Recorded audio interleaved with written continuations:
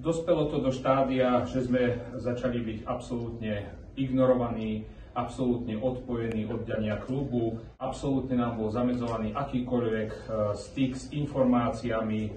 totálna ignorácia, zablokovanie prístupu na koaličné rady, ktoré už boli odvtedy dve. Krajskí a okresní funkcionári SNS dostali striktný zákaz komunikovať s členmi. Týmto pádom nám bolo znemožnené sa zapojiť aj v rámci vyjednávania, čo sa týka úprav rozpočtu v rámci Ministerstva pôdohospodárstva, rozvoja vidieka, takisto pre včelárov 100 000, čo sú smiešné sumy, ale týmto organizáciám v ich chode značne pomôžu. 150 000 pre rybárov v rámci rezortu Ministerstva životného prostredia, pretože rybári spadajú pod životné prostredie. Budeme musieť tieto naše návrhy tým pádom uplatňovať formou poslaneckých návrhov. Pán Danko si evidentne stále ide svoje, stále si hudie tú svoju pesničku, stále sa proste nevie podriadiť dokumentu, ktorý podpísal, čo sa týka koaličnej zmluvy, stále si dúbka, že jednoducho tu nebude tá voľba predsedu Národnej rady. A pán Taraba sa koniec koncom vyjadril v médiách otvorene, že nás v klube nepotrebujú. Sa chceme zároveň aj striktne ohradiť, respektíve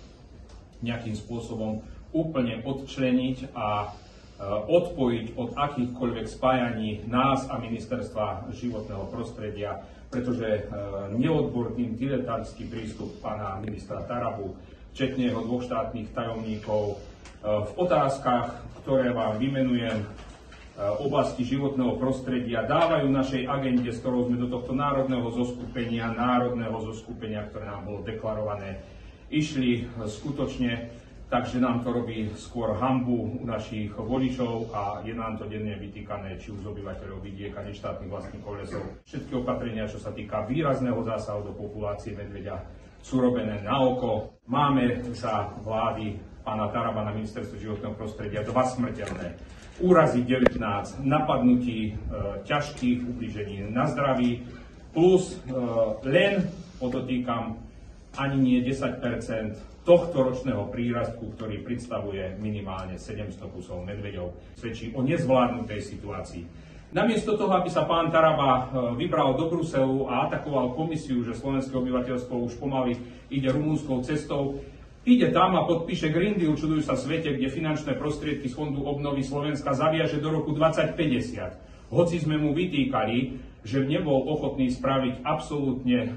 reformu národných parkov, zonačnú skupinu, kde sa nám horko ťažko podarilo dať odborníkov celého spektra ochrany prírody v rámci Slovenska dokopy. Namiesto toho pán Taraba vycestoval bez akéhokoľvek poverenia vlády, bez akéhokoľvek mandátu od koaličnej rady, od koaličných partnerov do Bruselu a podpísal Green Deal dohodu, kde to stálo na 2 členoch daného osadenstva, to znamená ministrov životného prostredia na Rakušanke, ministerke životného prostredia, mimochodom, na ktorú vlastná vláda podala trestné oznámenie a vznikla vládna kríza, a náš pán Taraba, ktorý si svojvoľne tento dokument zaviazal, čo všetko obnáša, aká likvidácia poľnohospodárstva, lesníctva a slovenských obyvateľov vidieka tento dokument v podaní pána Tarabu a podpísaný nám do budúcna prinesie, hlavne čo sa týka likvidácie hospodárstva, poľnohospodárstva, lesníctva. A na všetko sa budeme, podotýkam, skladať z našich peňaženiek, pretože sú tam také záväzky, že z Európskej únie nevidíme ani cent v prípade toho, že nesplníme tie nezmysly. Kým sme riešili krízový štáb pri zabití človeka medveďom v Liptovskom Mikuláši, pán Taraba sa zúčastnil konferencie Globseku. Asi je dôležitá táto súkromná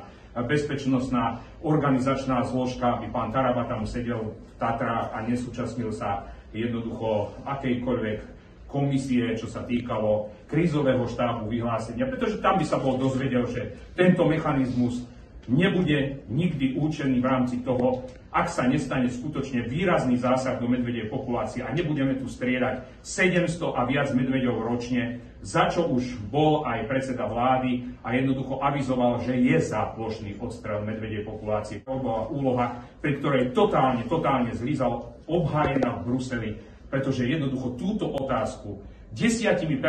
prírastku ročnej populácie medveďa nevyriešime takýmto spôsobom. Jediný spôsob riešenia je v jeho očiach tvorba nových zásahových tímov, ktoré treba najprv personálne vybaviť, sú poddimenzovaní finančne, čo sa týka